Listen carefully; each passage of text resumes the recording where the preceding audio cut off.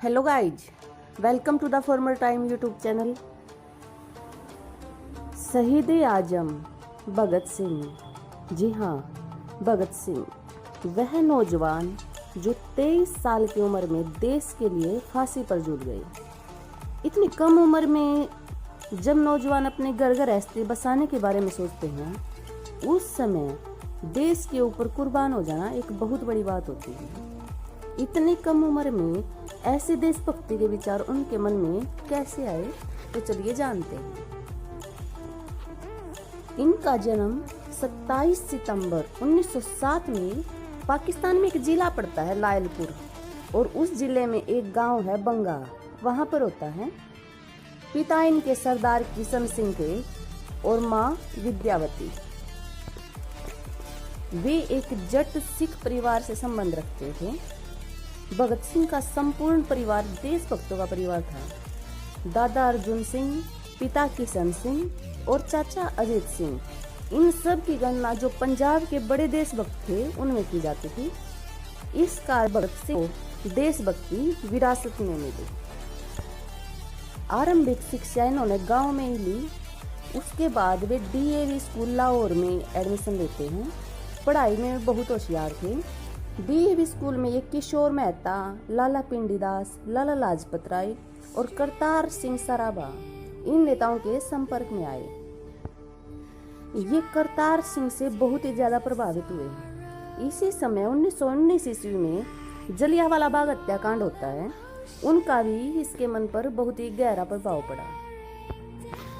इसके बाद 1921 ईस्वी में भगत सिंह नेशनल कॉलेज लाहौर में एडमिशन ले लेते हैं, और यहाँ पर उसे और बहुत सारे क्रांतिकारी मिलते हैं, जिनमें सुखदेव, भगवती चरण, यशपाल, रामकृष्ण मिशन और तीरथ राम, ये इसके दोस्त बनते हैं। ये सभी युवा क्रांतिकारी विचारों के थे।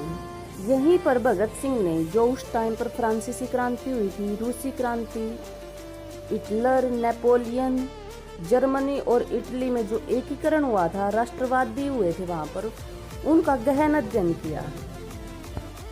इन क्रांतियों से वे इतने ज्यादा प्रभावित हुए कि 1923-24 ईस्वी में उन्होंने बीए की पढ़ाई छोड़ दी और कानपुर चले गए। जब भगत सिंह के माता पिता को इस बात का पता चला तो उन्होंने उसके विवाह की तैयारी करनी स्टार्ट कर दी, परंतु इन्होंने कहा कि यह विवाह का समय नहीं है और आज देश मुझे बुला रहा है।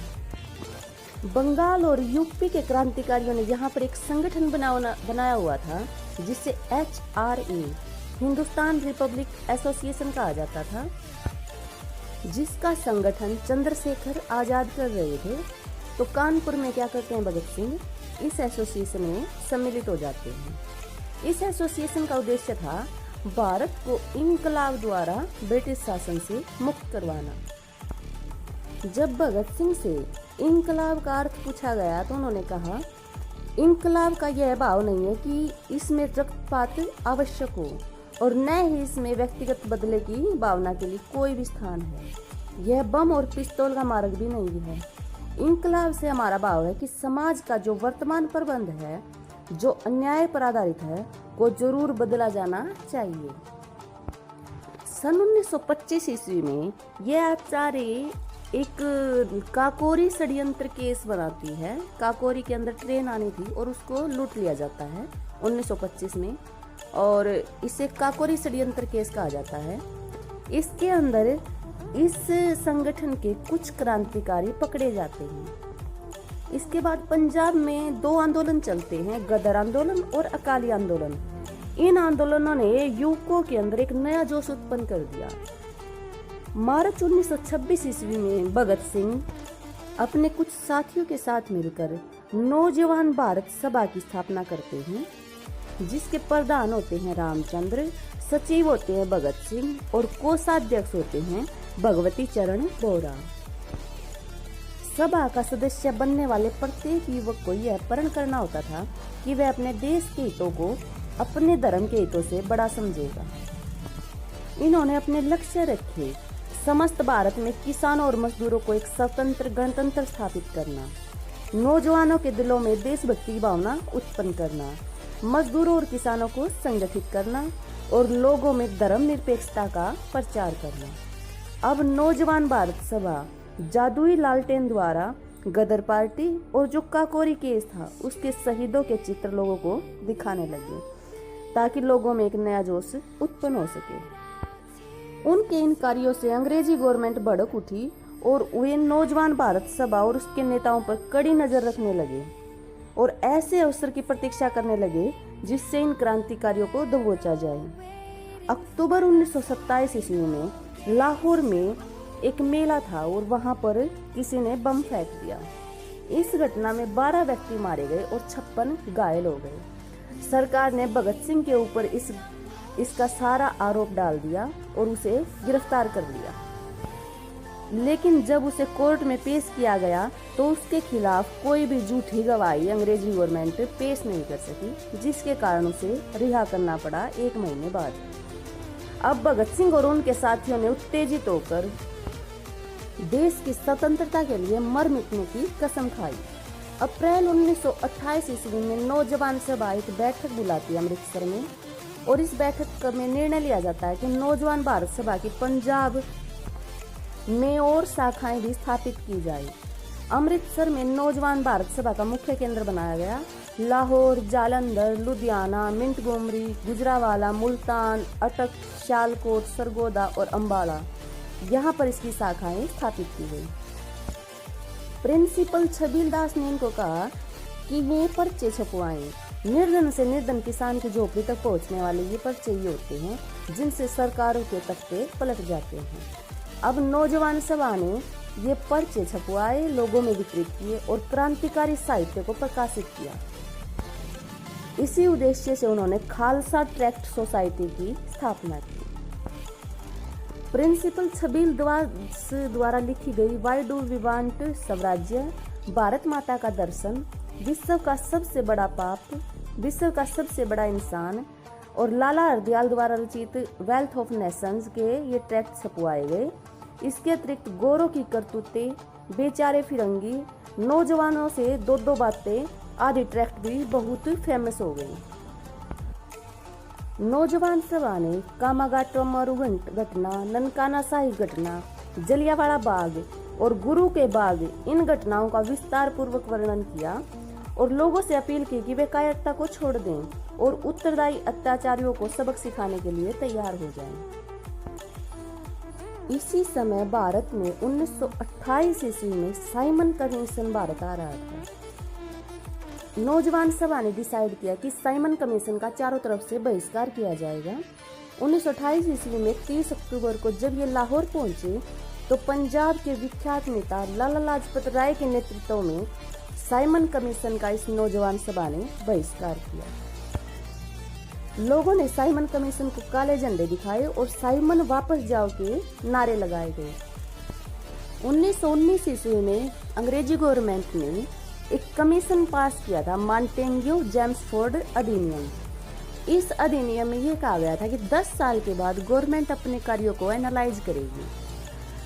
1928 ईस्वी में जो साइमन कमीशन आया वो यही एनालाइज करने आया था कि गवर्नमेंट अपना काम ठीक कर रही है या नहीं, लेकिन इसके सारे के सारे सदस्य अंग्रेज थे, इसलिए लोग इसका बहिष्कार कर रहे थे। लाहौर ने पुलिस ने लाठीचार्ज कर दिया और जिसमें लाला लाजपत राय की 17 नवंबर 1928 ईस्वी को इन लाठियों के कारण हुए घाव में के कारण लाला लाजपत राय की मृत्यु हो गई। अब भगत सिंह ने लाला जी की हत्या का प्रतिशोध लेने के लिए उस टाइम जो पुलिस थे स्कॉट, उसकी हत्या का प्रण लिया। 17 दिसंबर 1928 ईस्वी को स्कॉट को मारने का प्लान बनाया गया। प्लान यह था कि जय गोपाल स्कॉट के आने का संकेत भगत सिंह और राजगुरु को देंगे, भगत सिंह राजगुरु उस पर गोली चलाएंगे। उसके बाद चंद्रशेखर आजाद इस बात का ध्यान रखेंगे कि पुलिस भगत सिंह और राजगुरु का पीछा न करे। परंतु जब शाम को 4 बजे 17 दिसंबर को मिस्टर सैंडर्स, जो स्कॉट का एक सहायक था, वो मोटरसाइकिल पर बाहर निकला। गोपाल ने उसे स्कॉट समझ लिया और रुमाल से अपने साथियों को संकेत दे दिया। राजगुरु ने एक गोली सैंडर्स की गर्दन पर चलाई। भगत सिंह ने सैंडर्स के सिर पर 4-5 गोलियां मारकर उसे यमलोक पहुंचा दिया।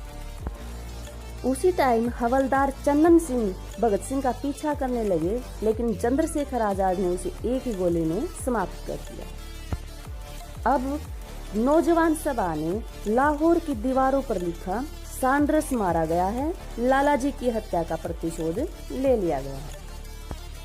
अब भगत सिंह को ये लगा कि हम भारत को आज़ाद तो करा लेंगे, लेकिन आज़ाद भारत कैसा होगा।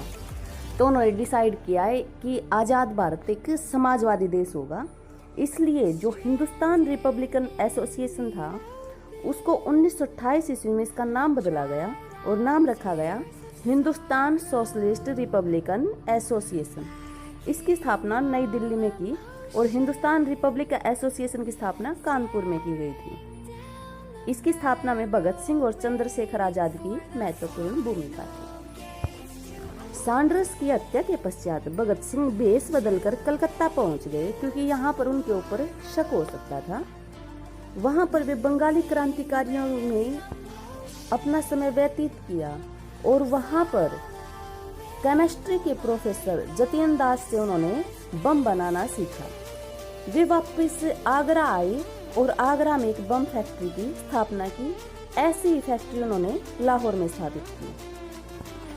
अब इस एसोसिएशन की सबसे बड़ी समस्या यह हुई कि ये कुछ ही जगह पर बंगाल, कलकत्ता, यूपी, पंजाब इन जगह पर अपने कार्य कर पा रही थी। बाकी का भारत इनसे अछूता था। तो भगत सिंह ऐसा प्लान बना रहे थे ताकि पूरा का पूरा भारत उनके साथ खड़ा हो जाए और उन्हें यह मौका दिया। अंग्रेजी गवर्नमेंट के 2 बिल, पब्लिक सेफ्टी बिल और ट्रेड डिस्प्यूट बिल, इन दोनों बिलों की इन्होंने घोर निंदा की।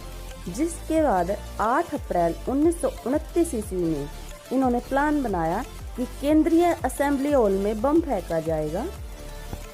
वो ऐसे फेंका जाएगा जिससे किसी की भी मृत्यु ना हो और लोगों को यह बताया जाएगा कि बिना क्रांति के आज़ादी नहीं मिल सकती।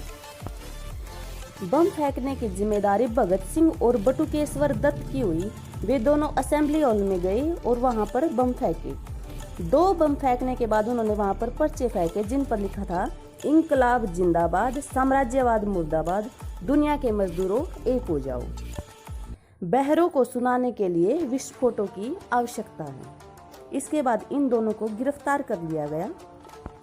12 जून 1929 ईस्वी को भगत सिंह और बटुकेश्वर दत्त को आजीवन काले पानी का दंड दिया गया और इसी समय लाहौर में बम फैक्ट्री का पता गवर्नमेंट को पता चल गया और उन्होंने राजगुरु, सुखदेव और जतीन दास को कैद कर लिया। अब भगत सिंह और बटुकेश्वर दत्त को दिल्ली से लाहौर जेल में शिफ्ट किया गया। नौजवान सभा और एसोसिएशन ने प्लान में यह तो देखा था कि इसमें किसी की मृत्यु नहीं होगी, इसलिए गवर्नमेंट इनको कुछ साल की सजा देगी और इनको रिहा कर देगी। लेकिन उन्हें यह नहीं पता था कि इनको कैद करने के बाद गवर्नमेंट लाहौर षड्यंत्र केस, जिसमें सैंडर्स की हत्या की गई थी, उसको ओपन कर देगी। वहां जेल में इन कैदियों के साथ बहुत ही बुरा व्यवहार किया जाता था। इसके खिलाफ भगत सिंह ने भूख हड़ताल स्टार्ट कर दी। सरकार ने इन बंदियों को बलपूर्वक भोजन खिलाने का प्रयत्न किया, परंतु क्रांतिकारियों ने सरकार के प्रयत्नों को विफल कर दिया। इसी अनशन के चलते जतीन दास की दिन प्रतिदिन जो दशा थी वो बिगड़ने लगी। सरकार ने उसे अनशन छोड़ने को कहा, परंतु उस वीर ने तब तक अनशन जारी रखने का प्रण किया जब तक कि सरकार उनकी मांगे स्वीकार नहीं करती। अंत में 63 दिन के अनशन के पश्चात 13 सितंबर 1929 को जतीन दास शहीद हो गए। अब गवर्नमेंट को झुकना पड़ा और इन बंदियों की कुछ मांगे स्वीकार कर ली। असेंबली बम केस के चलते गवर्नमेंट इनको ज्यादा सजा नहीं दे सकती थी। इसी कारण इन्होंने लाहौर षड्यंत्र केस को मुद्दा बनाया और 7 अक्टूबर 1930 ईस्वी को एक विशेष ट्रिब्यूनल के सामने से सुनाया गया। इस निर्णय में भगत सिंह, राजगुरु और सुखदेव इनको फांसी दी गई। 7 जो अन्य कैदी थे उनको काले पानी की सजा दी गई और बाकी के क्रांतिकारियों को लंबी अवधि तक जेल में रहने की सजा दी।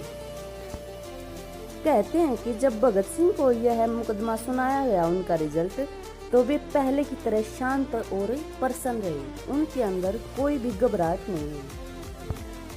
फांसी की सजा 24 मार्च 1931 ईस्वी को सुबह तय की गई, लेकिन इनकी फांसी की सजा सुनकर पूरे भारत में रोष हो गया और अराजकता फैल गई। सरकार भयभीत हो गई, इसलिए भगत सिंह को फांसी देने की तिथि पूरी तरह गुप्त रखी गई। उन्हें एक दिन पहले 23 मार्च 1931 ईस्वी को शाम को गुप्त रूप से फांसी देने का निर्णय लिया। कहते हैं कि जब जेलर फांसी के लिए भगत सिंह को लेने आया, तब वे लेनिन की जीवनी पढ़ रहे थे। उन्होंने कहा कि 2 मिनट रुको, एक क्रांतिकारी दूसरे क्रांतिकारी से मिल रहा है। और वहीं पर पेज को मोड़कर वे चल पड़े, जैसे कि वे दोबारा आकर इसे पढ़ेंगे। जब उन्हें फांसी लगाने के लिए ले जाया जा रहा था, तो वे इंकलाब जिंदाबाद, अंग्रेजी साम्राज्यवाद मुर्दाबाद के नारे लगा रहे थे। जेल के अन्य आदमी समझ गए थे कि क्या होने वाला है, इसलिए उन्होंने भी जवाब में नारे लगाए। शाम के 7 बजे भगत सिंह, राजगुरु, सुखदेव, इन तीनों को फांसी पर चढ़ाया गया और ये तीनों सपूत हंसते हंसते स्वतंत्रता के लिए फांसी पर झूल गए। उनके शव उनके परिवार वालों को नहीं दिए गए। सबों को ही रात के अंधेरे में जेल की पीछे की दीवार तोड़ी गई और सतलुज नदी के किनारे उसैनी वाला एक जगह है, वहां पर पेट्रोल डालकर जला दिया गया, क्योंकि गवर्नमेंट वहां की जनता से डर चुकी थी। उस समय कानून था कि फांसी सुबह दी जाएगी और सब परिवार वालों को दिए जाएंगे, लेकिन इस मामले में गवर्नमेंट ने दोनों ही कानूनों की अवहेलना की। भगत सिंह ने अपने विचारों द्वारा भारत के युवकों में स्वतंत्रता के लिए ऐसी ज्वाला भड़काई, जिसने शीघ्र ही भारत के अंग्रेजी साम्राज्य को जलाकर राख कर दिया। के खुल्लर एक इतिहासकार हुए हैं। उन्होंने कहा है, भगत सिंह जैसा पुरुष शताब्दियों में एक बार जन्म लेता है।